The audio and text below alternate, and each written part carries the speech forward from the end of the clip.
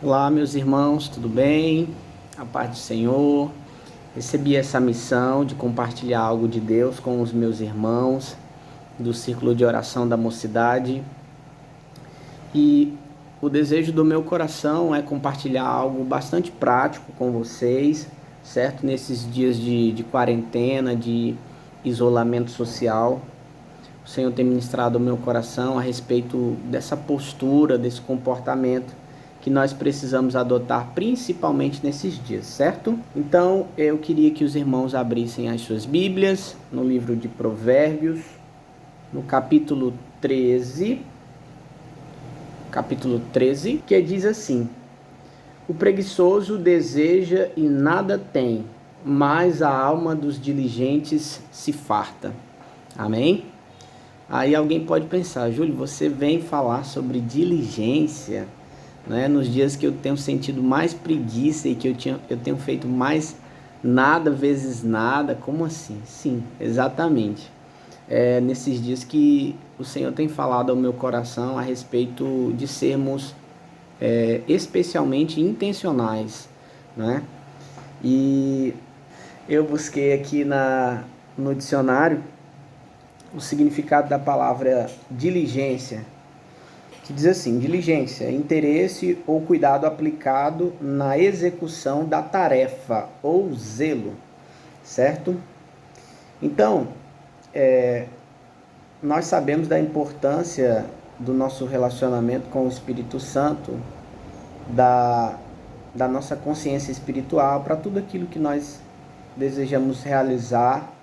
Então, nós não queremos aqui desprezar a importância desse assunto, mas o que Deus tem falado ao meu coração nesses dias para que eu cultive essa consciência espiritual e mantenha ativado no meu coração essa chama do Espírito Santo, é obedecer a alguns comportamentos práticos que vão me auxiliar nessa jornada aí dessa quarentena, certo?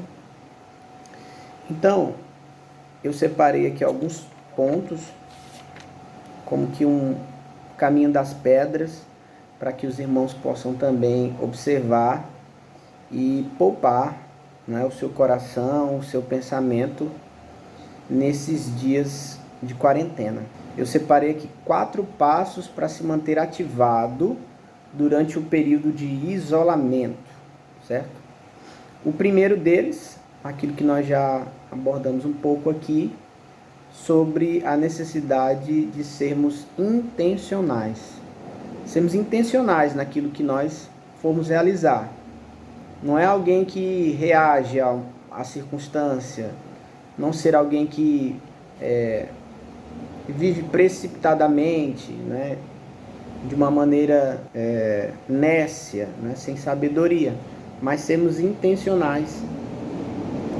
E isso é primordial, essa postura proativa, de entender, de pensar: olha, eu estou fazendo isso aqui vai me prejudicar, eu não preciso fazer isso, não posso fazer isso.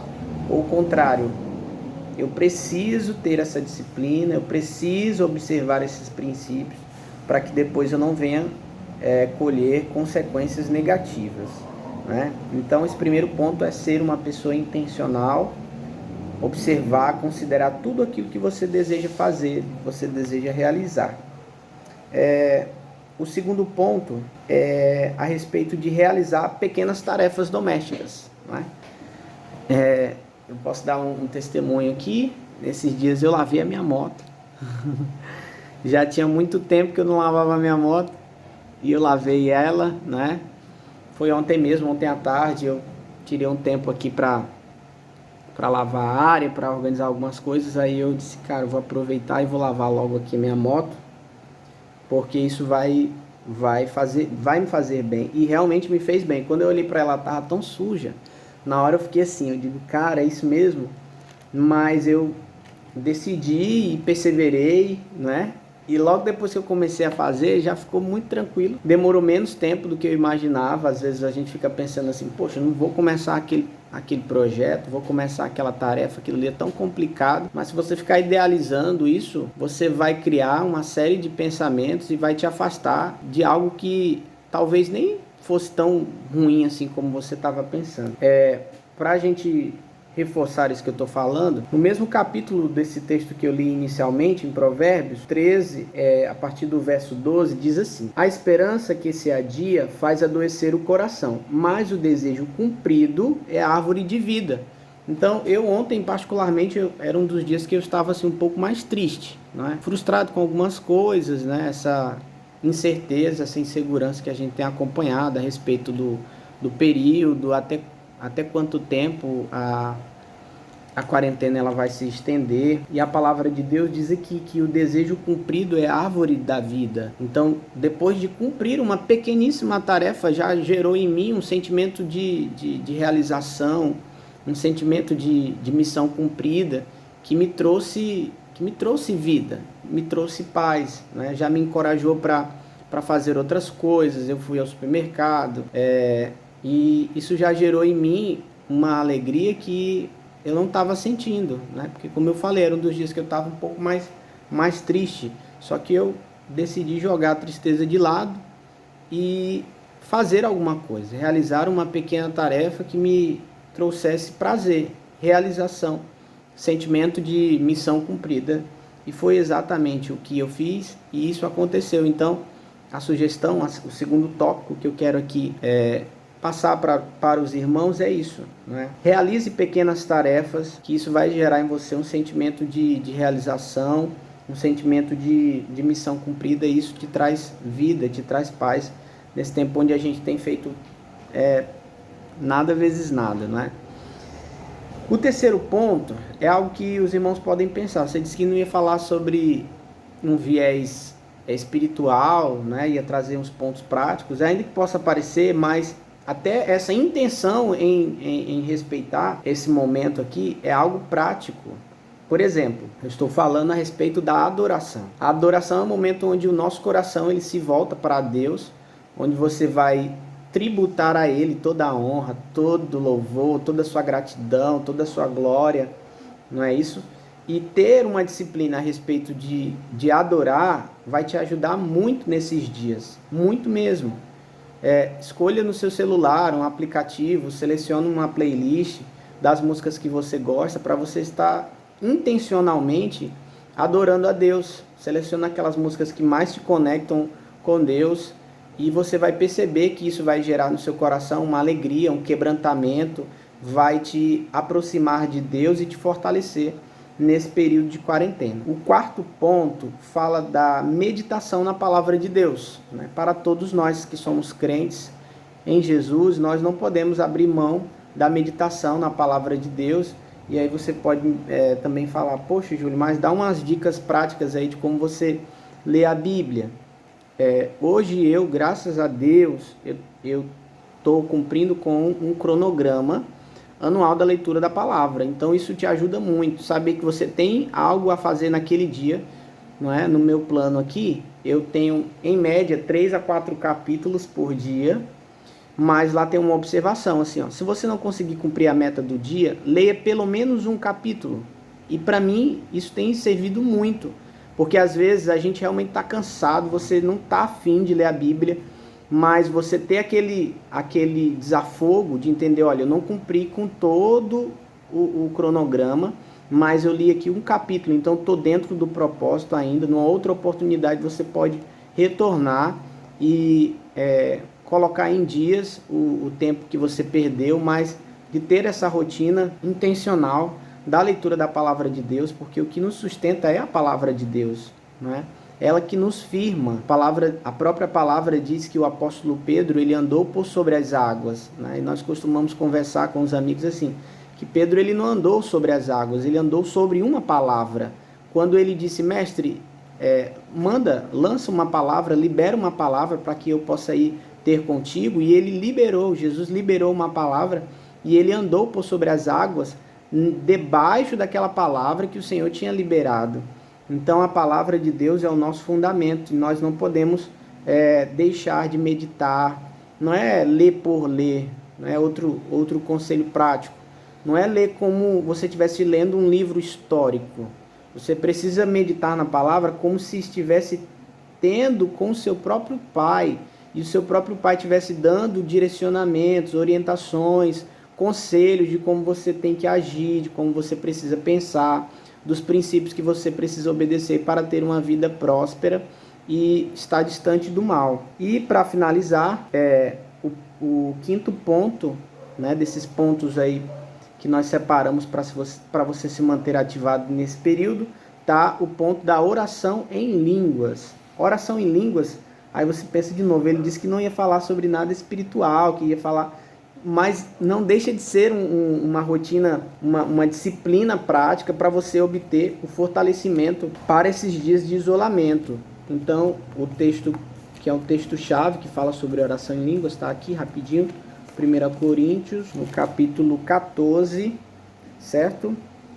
Que diz assim, 14, 2. Pois quem fala em outra língua não fala a homens, senão a Deus, visto que ninguém o entende, e em espírito fala em mistérios, certo?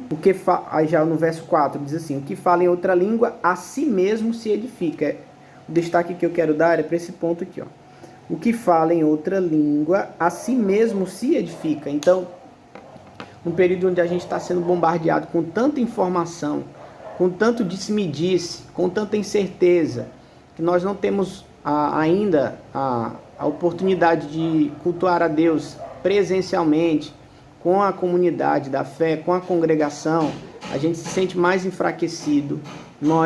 Aquela rotina, aquele fogo que você normalmente tem, você disse, nossa, isso está apagando, eu preciso colocar lenha na fogueira, como diz lá em Levítico 6, que o sacerdote tinha essa missão, de todos os dias pela manhã colocar lenha no altar, para manter a chama do altar acesa. E hoje nós sabemos que o altar é o nosso coração e o templo é o nosso corpo. Então, esses são aqui alguns conselhos práticos para que você possa, nessa quarentena, manter essa chama acesa no seu coração, livre das tentações, de todas as sortes. Você é tentado todos os dias, mas nós sabemos que aquele que perseverar receberá a coroa da vida, é o que diz a palavra de Deus. Então esses são os cinco pontos que eu queria aqui repassar para vocês, só relembrando, não é?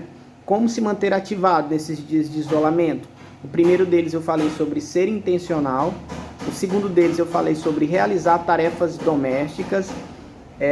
O terceiro eu falei sobre a intencionalidade na adoração, de você procurar todos os dias estar conectado com Deus através da oração, tributando a Ele toda a honra, todo o louvor, toda a sua gratidão.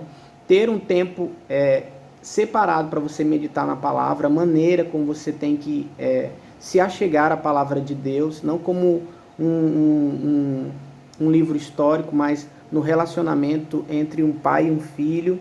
E o quinto fala da oração em línguas, que a própria palavra diz que aquele que ora em línguas edifica a si mesmo, é uma edificação do teu próprio espírito, ainda que as circunstâncias, as tuas emoções estejam aí balançando nessa tempestade. Quando a gente fortalece o nosso espírito, toda a nossa situação ao redor ela é alterada pelo nosso espírito fortalecido, edificado, e a chave para você edificar o seu espírito é a oração em línguas. Se você não é batizado com o Espírito Santo, busque o sobrenatural de Deus. Eu conheço testemunho de pessoas que foram batizadas com o Espírito Santo durante o sono, não é? Que foram batizadas com o Espírito Santo em cultos, quando crianças, né, faziam aquele culto doméstico, aquela brincadeira, eles foram batizados com o Espírito Santo. Então, se você não foi, creio que você pode sim ser batizado com o Espírito Santo neste tempo. E aos que são batizados com o Espírito Santo, tem essa disciplina de falar em línguas, de ter o momento da oração em línguas no seu secreto, para você edificar o seu espírito e mandar para fora todo pensamento ruim, todo sentimento ruim que queira invadir o seu coração nesses dias de quarentena, tá bom? Então essa é uma palavra rápida que eu queria aqui desejar para vocês, força, que vocês possam lembrar que o nosso Deus, ele é um Deus de misericórdia, é um Deus que ama a cada um dos seus filhos. A Bíblia diz que ele é galardoador àqueles que o buscam. Ela também diz que se acheguem a Deus e ele se achegará a vós. Então, nós precisamos ter essa atitude intencional de se achegar a Deus, de reunir condições. Senhor, eu quero aqui organizar a minha rotina para eu poder ter mais comunhão contigo, porque esses dias não estão fáceis. Então é isso, meus irmãos, que Deus possa abençoar vocês grandemente, tá bom? A paz do Senhor e um cheiro. Tchau.